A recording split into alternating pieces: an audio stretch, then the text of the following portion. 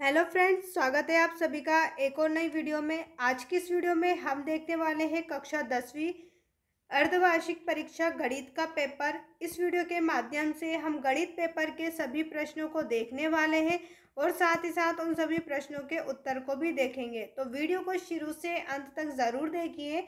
अगर आप हमारे चैनल पर नए हैं तो चैनल को सब्सक्राइब कीजिए, जिससे आने वाली हर इंपॉर्टेंट वीडियो सबसे पहले आप ही को मिले। चलिए शुरू करते हैं कक्षा 10वीं अर्धवार्षिक परीक्षा 2025-26 गणित विषय का पेपर।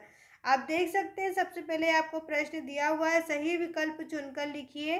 प्रश्न है, वह छोटी से छोटी संख्या जो 1 से 10 तक की सभी संख्याओं से विभाज्य है। आपको यहाँ पर वह संख्या बताना है जो 1 से 10 तक की सभी संख्याओं से विभाज्य है। सही उत्तर आपका रहेगा 2520। ऑप्शन डी जो आपको दिया गया है आपका सही आंसर है।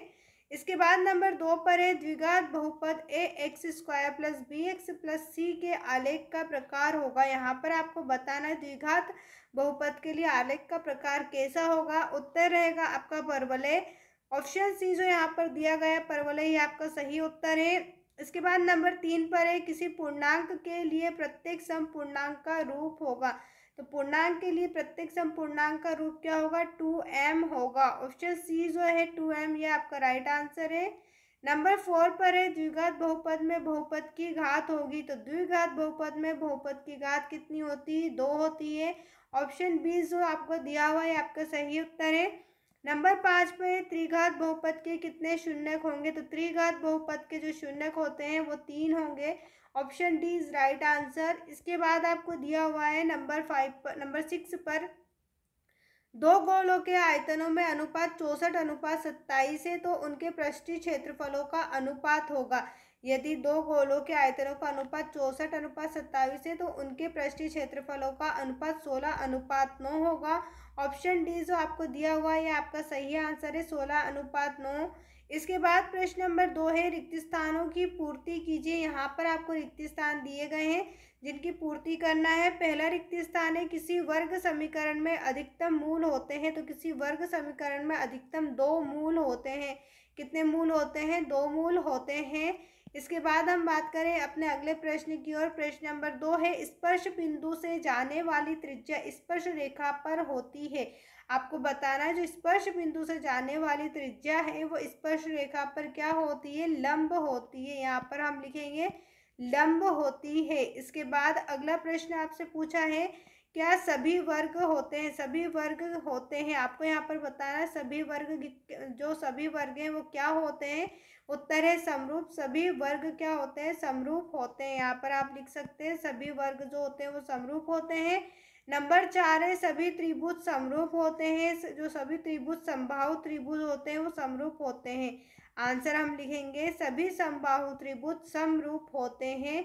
इसके बाद अगला प्रश्न है नंबर 5, त्रिज्यखंड की संगत चाप की माप उस चाप की कहलाती है। तो उस चाप की लंबाई कहलाती है। यहाँ पर हम लिखेंगे उस चाप की लंबाई कहलाती है। इसके बाद अगला प्रश्न है नंबर 6 पर, किसी बिंदु के एक्स अक्ष की दूरी कहलाती है। तो किसी बिंदु की एक्स अक्ष की दूरी क्या कहलाती है, कोटि कहलाती है। इसके बाद प्रश्न नंबर 3 आपसे पूछा है, सत्य असत्य लिखिए। पहला सत्य असत्य है, प्रत्येक वास्तविक संख्या अपरिमेय संख्या होती है। क्या प्रत्येक वास्तविक संख्या अपरिमेय संख्या होती है, यह कथन आपका असत्य है। इसके बाद है नंबर 2, समकोण त्रिभुज में कर्ण सबसे बड़ी भुजा होती है। क्या समकोण त्रिभुज जो होता है उसमें कर्ण सबसे बड़ी भुजा होती है, यह कथन आपका सत्य है। इसके बाद है नंबर 3, समरूप त्रिभुज के क्षेत्रफल सदैव बराबर होते हैं, यह कथन आपका असत्य है। समरूप त्रिभुज के क्षेत्रफल जो है सदैव बराबर नहीं होते।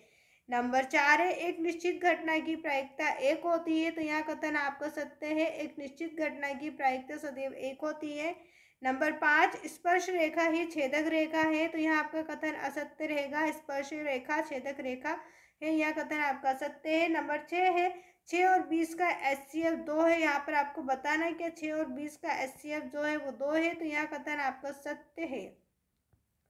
इसके बाद हम बात करें प्रश्न नंबर 4 पर, आपको जोड़ी दी गई है, सही जोड़ी बनाइए। यहाँ पर आपको पेपर में जोड़ी बनाना है। पहली जोड़ी है 9 सेक स्क्वायर ए माइनस 9 10 स्क्वायर ए। तो इसका हम मिलाएंगे 9 से। इसके बाद आपसे पूछा हुआ है बिंदु 0, 4 और 3, 0 के बीच की दूरी, तो इन दोनों के बीच की दूरी आपकी होगी 5। इसके बाद है घनाभ का आयतन। घनाभ के आयतन में हम मिलाएंगे लंबाई गुणित चौड़ाई गुणित ऊंचाई। वर्ग का क्षेत्रफल आपका होगा भुजा स्क्वायर। इसी प्रकार नंबर 5 पे साइन स्क्वायर ए प्लस कोस स्क्वायर ए को हम मिलाएंगे 1 से, क्योंकि इन दो इसका मान जो होता है वो 1 के बराबर होता है। इसके बाद नंबर 6 में जोड़ी आपको दी हुई है tan 90 डिग्री माइनस ए, तो ये आपका होगा कोट ए। इसके बाद हम बात करें अपने अगले प्रश्न की ओर, तो प्रश्न नंबर 5 में आपको एक शब्द या वाक्य में उत्तर लिखिए। यहाँ पर आपको एक शब्द एक वाक्य में उत्तर लिखना है। उससे पहले बच्चों, अगर आप ऐसे इंपॉर्टेंट वीडियो और पेपर सोल्यूशन चाहते हैं, साथ ही साथ एमपी बोर्ड के लिए जो भी आप पेपर चाहते हैं उसके लिए हमारे चैनल को सब्सक्राइब कर सकते हैं, जिससे हर इंपॉर्टेंट वीडियो आपको मिले। इस चैनल पे आपको एमपी बोर्ड से रिलेटेड सभी न्यूज़ें मिलने वाली है और साथ ही साथ आपके जो पेपर होते हैं उन सभी पेपरों का सोल्यूशन भी आपको इस चैनल पर मिलने वाला है। तो चैनल को ज़रूर सब्सक्राइब करें, जिससे हर इंपॉर्टेंट वीडियो भी आपको मिले। चलिए अब हम बात करते हैं अपने प्रश्न की ओर। तो प्रश्न आपको दिया हुआ है कौन से त्रिभुज सदैव समरूप होते हैं। कौन से त्रिभुज है जो सदैव समरूप होते हैं, तो समबाहु त्रिभुज जो होते हैं वो सदैव समरूप होते हैं। नंबर 2 है पासे को एक बार फेंकने पर संख्या 8 प्राप्त करने की प्रायिकता क्या होगी। पासे को एक बार फेंकने पर संख्या 8 प्राप्त करने की प्रायिकता कितनी होगी, 8 ही होगी। इसके बाद अगला प्रश्न है स्पर्श रेखा और वृत्त के उभयनिष्ठ बिंदु को क्या कहते हैं। स्पर्श रेखा और वृत्त के उभयनिष्ठ बिंदु को स्पर्श बिंदु कहते हैं। इसके बाद है नंबर 4 पर सर्वाधिक बारंबारता वाला वर्ग क्या कहलाता है, तो सर्वाधिक बारंबारता वाला वर्ग बहुलक कहलाता है। नंबर 5 है एक असंभव घटना की प्रायिकता क्या होगी, तो एक असंभव घटना की प्रायिकता 0 होगी। इसके बाद नंबर 6 पर है समकोण त्रिभुज प्रमेय का नाम लिखिए, तो समकोण त्रिभुज प्रमेय का नाम है पाइथागोरस प्रमेय। इसके बाद हम बात करें अपने अगले प्रश्न की ओर, तो प्रश्न नंबर 6 में आपसे सवाल पूछा गया है आधारभूत समानुपातिक प्रमेय का कथन लिखिए अथवा में प्रश्न प्रारंभिक घटना को परिभाषित कीजिए। प्रश्न नंबर 7 है द्विघात बहुपद के शून्यक आपको ज्ञात करने। बहुपद दिया हुआ है x² माइनस 3x माइनस 10। 10 और 250 के बीच में 4 कितने गुणज हैं। प्रश्न नंबर 8 में पूछा है असंभव घटना को परिभाषित कीजिए। उसी के अथवा में आपको एक एपी दिया हुआ है जिसमें 4, 10, 16, 20 के अगले दो पद आपको ज्ञात करना है। प्रश्न नंबर 9 में आपको रैखिक समीकरण दी गई है जिसे विलोपन विधि से आपको हल करना है। अथवा में फिर आपसे प्रश्न दिया हुआ है रैखिक समीकरण को विलोपन विधि से हल कीजिए। प्रश्न नंबर 10 है बिंदुओं में P 4, 6 और Q में 6, 8 के बीच की दूरी ज्ञात कीजिए। अथवा में आपसे प्रश्न पूछा बिंदु AB और बिंदु माइनस A और माइनस B के मध्य बिंदु ज्ञात कीजिए। प्रश्न नंबर 11 में आपसे पूछा है ज्ञात कीजिए क्या द्विघात समीकरण है। यहाँ पर आपको समीकरण दिया हुआ है, इसे बताना है कि यहाँ एक द्विघात समीकरण है। उसी के अथवा में द्विघात समीकरण का विविक्तर ज्ञात कीजिए। प्रश्न नंबर 12 है गुणनफल विधि से मूल ज्ञात करना है। यहाँ पर आपको एक समीकरण दी हुई है जिसे गुणनफल विधि से उसके मूल आपको ज्ञात करना है। अथवा का प्रश्न ऐसी दो संख्या ज्ञात कीजिए जिनका योग 27 और गुणनफल 182 हो। प्रश्न नंबर 13 आपसे पूछा है 5 संतरे और 3 सेबों का मूल्य 35 है तथा 2 संतरे और 4 सेबों का मूल्य 28 है। एक संतरे तथा 4 सेब का मूल्य आपको ज्ञात करना है। अथवा का प्रश्न 2 से क्रमागत विषम धनात्मक पूर्णांक ज्ञात कीजिए जिनके वर्गों का योग 290 है। प्रश्न नंबर 14 है पूर्णांक 336 और 54 के एचसीएफ और एलसीएम ज्ञात कीजिए तथा इसकी जांच कीजिए कि दो संख्याओं का गुणनफल एचसीएफ गुणित एलसीएम है। अथवा में प्रश्न है अभाज्य गुणनफल विधि द्वारा पूर्णांक को 8 और 9 और 25 के एचसीएफ और एलसीएम ज्ञात कीजिए। प्रश्न नंबर 15 है 52 पत्तों की अच्छी तरह फेंटी गई एक गड्डी में से एक पत्ता निकाला जाता है। लाल रंग का तस्वीर वाला पत्ता प्राप्त करने की प्रायिकता ज्ञात कीजिए। अथवा प्रश्न है हम एक पासे को एक बार फेंकते हैं 4 से बड़ी संख्या प्राप्त करने की प्रायिकता ज्ञात कीजिए। प्रश्न नंबर 16 में आपको समीकरण का मान ज्ञात करना है। Sine 60 degree cos 30 degree plus sine 30 degree into cos 60 degree. इस प्रकार से अथवा में भी आपको वही प्रश्न दिया हुआ है। प्रश्न नंबर 17 है y का मान ज्ञात कीजिए जिसके लिए मूल बिंदु P 2 माइनस 3 और Q 10 y के बीच की दूरी 10 मात्रक है। अथवा का प्रश्न है यदि बिंदु एक समांतर चतुर्भुज के शीर्षक इसी क्रम में हो तो ज्ञात कीजिए। यहाँ पर आपको सूत्र दिए हुए हैं। प्रश्न नंबर 18 है, एक बिंदु Q से एक वृत्त पर स्पर्श रेखा की लंबाई 24 सेंटीमीटर तथा Q की केंद्र से दूरी 25 सेंटीमीटर है, तो वृत्त की त्रिज्या ज्ञात कीजिए। अथवा का प्रश्न है, सिद्ध कीजिए कि वृत्त के किसी बिंदु पर स्पर्श रेखा स्पर्श बिंदु से जाने वाली त्रिज्या पर लंब होती है। प्रश्न नंबर 19 है, धरती पर एक मीनार ऊर्ध्वाधर खड़ी है। धरती के एक बिंदु से जो मीनार के पाद बिंदु से 15 मीटर दूर है।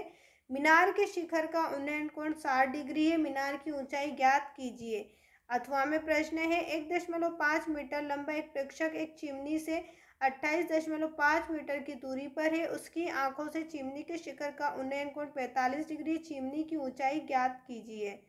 प्रश्न नंबर 20 है, एक छतरी में 8 ताने हैं जो बराबर दूरी लगे हुए हैं। छतरी को 45 सेंटीमीटर त्रिज्या वाला एक सपाट वृत्त बनाते हुए इसकी दो क्रमागत तानों के बीच का क्षेत्रफल ज्ञात कीजिए। अथवा में प्रश्न पूछा है, त्रिज्या 14 सेंटीमीटर वाले वृत्त का एक चाप केंद्र 45 डिग्री का अंतरिक करता है। संगत चाप द्वारा बनाए गए त्रिज्यखंड का क्षेत्रफल ज्ञात कीजिए।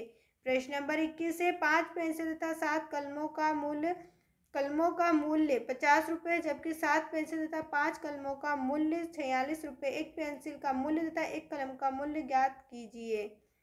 अथवा में प्रश्न, एक नगर में टैक्सी के भाड़े में एक नियत भाड़े की अतिरिक्त चली गई दूरी पर भाड़ा सम्मिलित किया जाता है। 10 किलोमीटर दूरी के लिए भाड़ा 105 है तथा 15 किलोमीटर दूरी के लिए 155 है। नियत भाड़ा तथा प्रति किलोमीटर भाड़ा क्या है? एक व्यक्ति को 25 किलोमीटर यात्रा करने के लिए कितना भाड़ा देना होगा? प्रश्न नंबर 22 है, एक क्रिकेट टीम के कोच ने 7 बल्ले तथा 6 गेंदें 3800 में खरीदी। बाद में उसने 3 बल्ले तथा 5 गेंदें 1750 में खरीदी। प्रत्येक बल्ले एवं प्रत्येक गेंद का मूल्य ज्ञात कीजिए। अथवा में आपसे पूछा है, मीनार 2000 निकालने के लिए एक बैंक गई। मीनार 2000 रुपये निकालने के लिए बैंक गई। उसने खंचासी से 50 रुपये तथा 100 रुपये के नोट देने के लिए कहा। मीना ने कुल 25 नोट प्राप्त किए। ज्ञात कीजिए कि उसने 50 और 100 के कितने नोट प्राप्त किए हैं। प्रश्न नंबर 23 है, निम्नलिखित बंटन एवं मोहल्ले के बच्चों के दैनिक जेब खर्च दर्शाता है। मात्र जेब खर्च ₹18 है। लुप्त बारंबारता एफ ज्ञात कीजिए। तो यहाँ पर आपको एफ का मान निकालना है। अथवा में प्रश्न है, निम्नलिखित सारणी किसी अस्पताल में एक विशेष वर्ष में भर्ती हुए रोगी की आयु को दर्शाता है। तो यहाँ पर आपको आयु दी गई है और रोगियों की संख्या दी गई है। उपरोक्त आंकड़ों का बहुलक और माध्य ज्ञात कीजिए। यहाँ पर आपको बहुलक और माध्य ज्ञात करना है। उम्मीद है दोस्तों आपको हमारी ये वीडियो पसंद आई होगी।